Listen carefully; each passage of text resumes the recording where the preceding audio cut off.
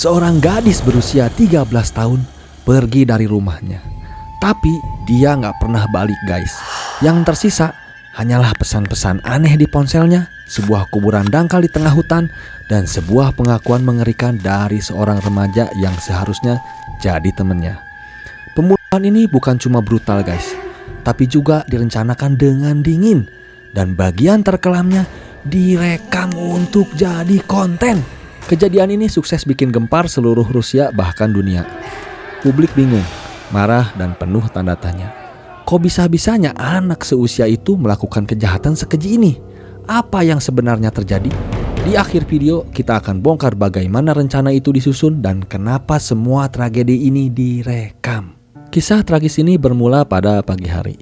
Vasilisa pamit dari rumahnya di St. Petersburg, Rusia dengan izin ibunya, Olesia.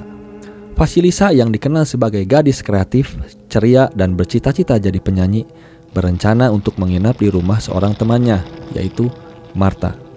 Olesia yang merupakan ibu tunggal setelah suaminya meninggal pada 2020, mempercayai putrinya guys.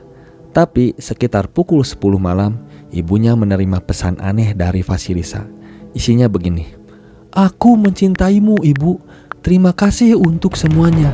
Pesan ini langsung membuat ibunya curiga, karena di keluarga mereka nggak biasa mengungkapkan perasaan dengan cara begitu.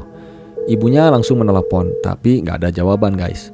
Beberapa menit kemudian, akun Telegram Vasilisa terhapus dan muncul postingan perpisahan di channel pribadinya yang berisi "Vasilisa gak pulang." Kecurigaan ibunya memuncak ketika dia menghubungi Marta, dan Marta mengaku gak ada rencana menginap. Vasilisa hanya memintanya untuk berbohong dan katanya pergi untuk piknik dengan orang lain guys. Tanpa ragu, ibunya langsung melapor ke polisi dini hari tanggal 1 Mei 2023. Penyelidikan awal berjalan, tapi kejutan sesungguhnya datang beberapa hari kemudian. Bukan dari hasil olah TKP biasa, melainkan dari sebuah pengakuan langsung dari mulut pembunuhnya di media sosial. Penyelidikan yang dilakukan polisi fokus pada lingkaran terdekat Vasilisa. Ibunya dengan gigih membantu polisi dengan menghubungi semua kenalan putrinya dan bahkan berhasil mendapatkan detail panggilan telepon terakhir Vasilisa. Dari situ kecurigaan mengarah pada dua teman dekat Vasilisa, yaitu seorang pemuda yang dikenal sebagai Demian dan pacarnya Anfisa. Keduanya awalnya menolak untuk memberikan riwayat percakapan terakhir mereka dengan Vasilisa, dengan alasan Vasilisa sendiri yang menghapusnya. Sikap ini semakin memperkuat kecurigaan. Lalu pada tanggal 2 Mei 2023 sebuah postingan muncul di channel Telegram Demian. Isinya adalah pengakuan yang membuat bulu kuduk merinding. Demian yang nama aslinya Ilya Tartarinov berusia 16 tahun menulis, "Teman-teman, inilah akhir dari kisahku. Aku menghabisi seseorang, Vasilisa, kenalanku. Aku menghabisinya dengan beberapa pukulan palu di kepala dan kemudian mencekiknya untuk memastikan dia mati. Aku melakukan ini untuk membuktikan pada diriku sendiri kehebatanku, kemampuanku untuk melakukan hal-hal mengerikan yang memiliki konsekuensi." Pengakuan ini langsung di-forward oleh Anfisa kepada ibunya Vasilisa, yang kemudian menyebarkannya ke polisi. Polisi langsung bergerak cepat. Ilya dan Anfisa yang berusia 15 tahun segera ditangkap. Ilya mengaku dan menunjukkan lokasi di mana ia dan Anfisa menguburkan Vasilisa di sebuah kuburan dangkal di dekat sungai Kamenka di distrik Primorsky, St. Petersburg. Penangkapan mereka berlangsung hanya dalam hitungan hari setelah pengakuan tersebut guys.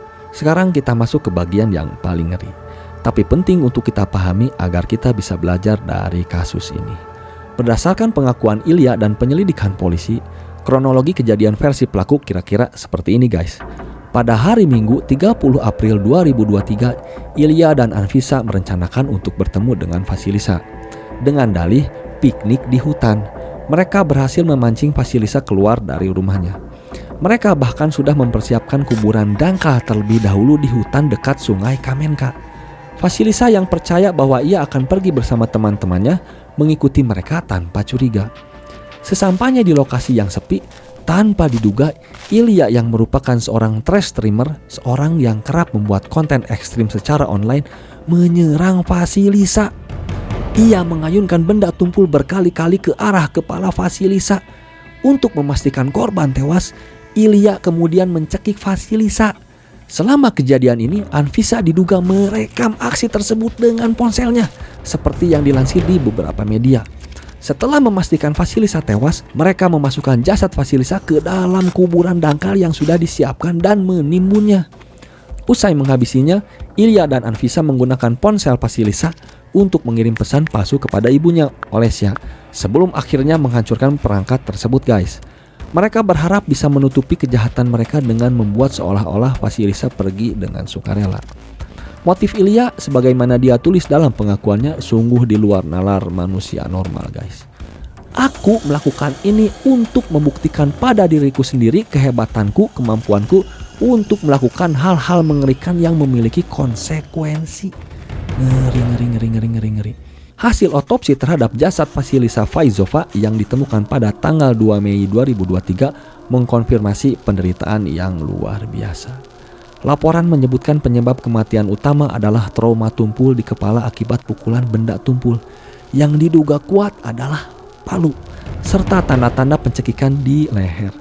Analisis forensik menunjukkan bahwa serangan tersebut dilakukan dengan kekuatan yang sangat besar, guys, menunjukkan kemarahan atau niat untuk membunuh yang tinggi.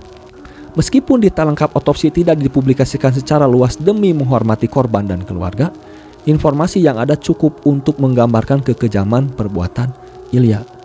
Metode kejahatan ini menggunakan palu dan mencekik. Ini menunjukkan tingkat kebrutalan yang tinggi dan direncanakan. Persiapan kuburan sebelumnya juga mengindikasikan bahwa tragedi ini bukanlah tindakan spontan, melainkan sebuah kejahatan berencana. Bukti digital seperti pesan dari ponsel korban dan pengakuan di channel Telegram menjadi penguat tak terbantahkan bahwa Ilya dan Anfisa adalah pelakunya. Semua bukti ini saling terkait dan membentuk sebuah narasi yang jelas tentang bagaimana rencana itu dieksekusi. Untuk benar-benar memahami dampak tragis dari kejadian ini, kita perlu mengenal siapa Vasilisa Faizova. Dia lahir pada tanggal 19 Juli 2009 di St. Petersburg. Vasilisa adalah seorang gadis yang penuh potensi. Dia adalah anak bungsu dari 2 bersaudara. Dibesarkan oleh ibunya, Olesya, seorang desainer busana setelah ayahnya meninggal dunia pada tahun 2020. Vasilisa dikenal sebagai sosok yang sensitif, kreatif, dan memiliki hati yang besar. Dia punya banyak hobi, mulai dari menggambar, menyanyi, membuat kolase, menjahit, hingga bermain alat musik, guys. Bahkan di usianya yang masih 13 tahun, dia sudah mulai mengajar teknik kolase kepada teman-temannya dan menghasilkan uang saku dari sana, guys.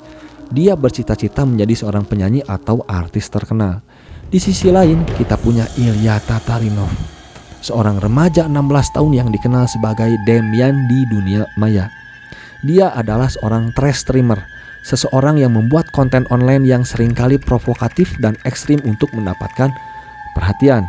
Hubungan antara Vasilisa, Ilya, dan Anfisa adalah hubungan pertemanan di dunia nyata. Mereka adalah teman sebaya dan Vasilisa percaya pada mereka. Namun, di balik pertemanan itu, Ilya menyimpan rencana jahat yang dilatar belakangi oleh keinginan aneh untuk membuktikan kehebatannya dengan melakukan tindakan mengerikan.